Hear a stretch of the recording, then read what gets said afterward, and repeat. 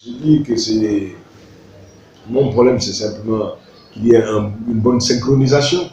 Comment on peut comprendre qu'il y a une semaine, le ministre du Tourisme, qui était en France, au Salon international du tourisme, et vendu la destination Sénégal en disant qu'ils ont été protégés et qu'il n'y a plus de visa.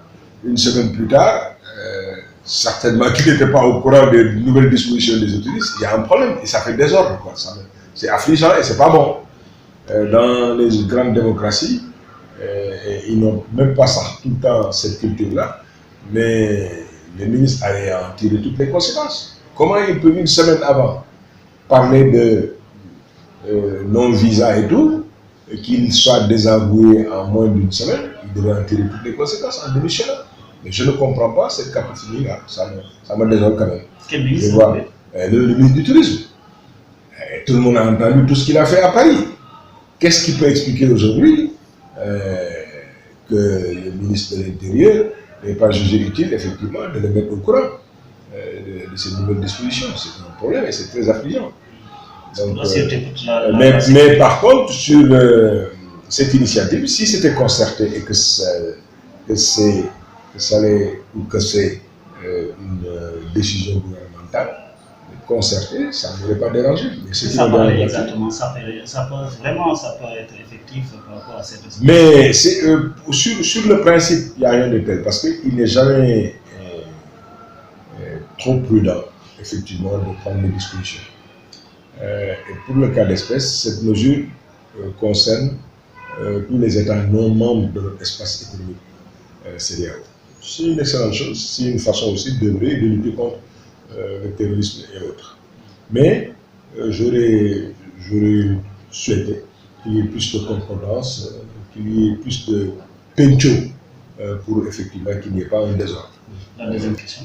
Sur la deuxième question, comme vous l'avez dit, par rapport à la commission d'enquête, bon, depuis hier, tout le monde savait qu'elle était devenue impertinente, dans la mesure où Sonko a saisi l'instruction. C'est une excellente chose. Pensez-vous aujourd'hui que les urgences sont à revoir un règlement intérieur, même si on sait effectivement qu'il y a eu un chamboulement, on peut le respecter. Mais que les députés puissent vraiment perdre leur temps en écoutant une commission d'enquête parlementaire, alors que, au contraire, c'est là où on attendait le fast-track. Ils auraient dû être plus dynamiques. Nous pensons que sur le problème des 94 milliards, il faut qu'on aille au procès. Sonko a ses preuves, il les sort, il n'a pas de preuves, mais il est sanctionné. Un point, c'est tout. Mais ce n'est pas une commission d'enquête qui va régler le problème. Donc je ne comprends pas. Et comment comprendre que le président de la République ait pu dire hier que dénoncer le bradage aujourd'hui du foncier par les maires, alors qu'il n'a même plus aujourd'hui de terre pour faire des écoles et des hôpitaux, qu'on voit aujourd'hui à la même période que le député a écouté quand même une clameur par rapport à 94 milliards. Sur les 94 milliards, nous barre. Barre, c'est quoi? C'est aller en justice pour que la vérité éclate une bonne fois pour toutes. C'est ce que nous attendons. Et quand Sonko dit que peut-être Macky Sall est en train de vouloir le liquider et de le mettre en prison. C'est pas sérieux. Il faut qu'il grandisse un peu. Le côté victimisation peut peut-être avoir un impact sur une population vulnérable, parce qu'on a une population effectivement analphabète. Mais tromper tout le temps un peuple, c'est pas possible. On peut le tromper une partie, mais on ne peut pas tromper tout le temps. Si tant est effectivement qu'il a sa vérité et ses preuves, il n'a qu'à s'adresser au juge, comme je l'ai dit tantôt, et puis le problème se règle. Mais pensez un seul instant que Macky Sall a entre les dents un couteau pour tuer son corps, c'est de la foutaise et c'est pas sérieux.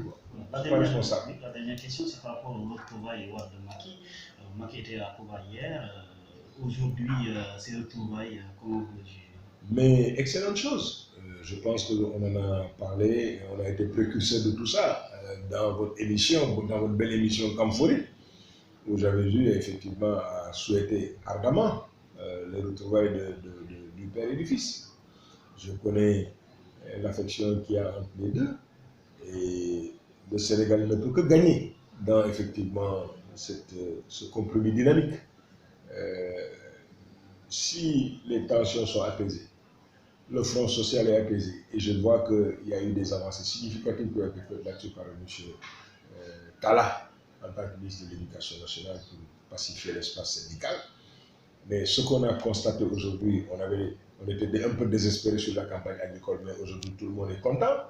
Les populations commencent les cultivateurs sont en train de récupérer le niébé, mais bientôt ils vont récupérer l'arachide. Mais alhamdoulilah, donc si on fait tout ça, mais dans un cadre de paix apaisée, de cœur apaisé, c'est une excellente chose. Donc les retrouvailles de Macky Sall, je ne peux que le souhaiter, surtout que Macky Sall est mon allié. Oui, une très bonne chose.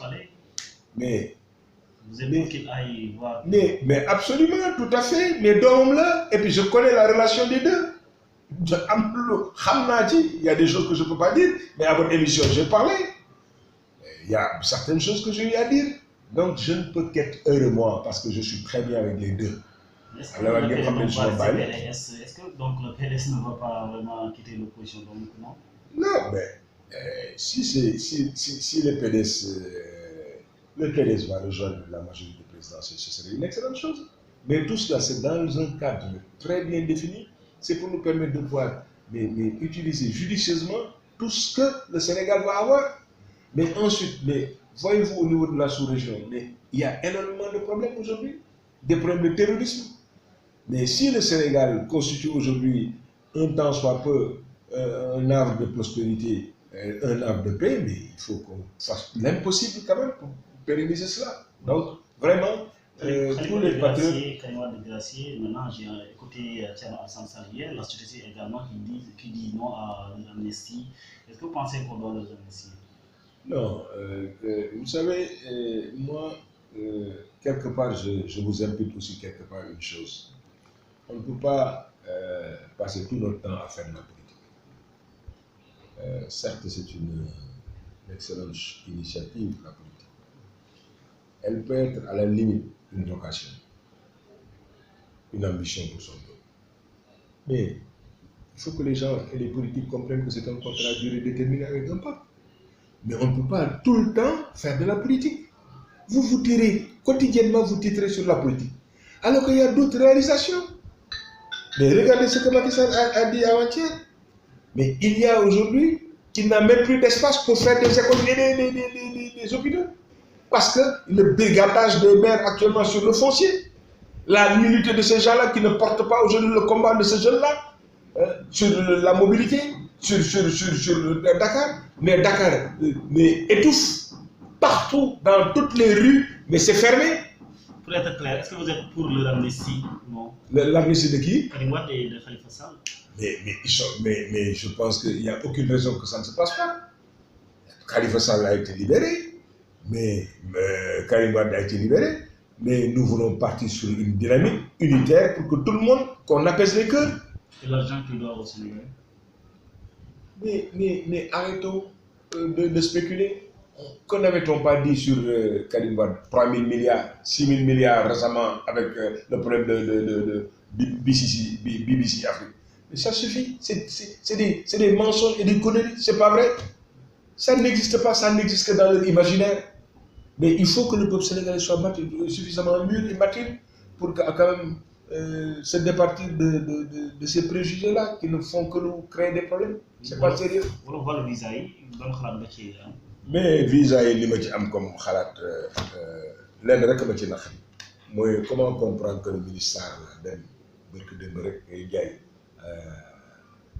tugal ñëpp gis ko ci salon international du tourisme mu ne que bon touristes yi ngi ñëw on va avoir plus d'1 million de touristes léegi visa yi dindi nañ ko Macky Sall def na lii marché d'affaires mais pour que moins d'une semaine plus tard ministre de l'intérieur génne pour ne que léegi dañuy def réciprocité visa yi dañ koy def képp ku nekkul ci CEDEAO dañuy rafetul cacophonie boobu ça fait désordre et c'est pas sérieux man dama gëm état dafa sacré ñëpp gis nañu dem ni ma aaloo ci ay soi-disant conseil d'administration bu yeewu suba dañ leen ngi porte presse Macky Sall parce que simplement jël na décret pour nommer benn directeur général mais rafetlu wu ma démarche bi ngay def parce que waroon nañu mën a dem ci kilifa ku ne ni institution président la mu jël décision mais dem leen yaa xëyti parce que ay kii dem leen waxtaan ak moom ndànk mais doo leen ne yaa ngi di ko yóbbu ci tribunal BIT na ma aaloo ci loolu démb loolu laay aaloo ci lii yëgoo da cee war a am. yëgoo daf ci war a am dañuy pencoo réew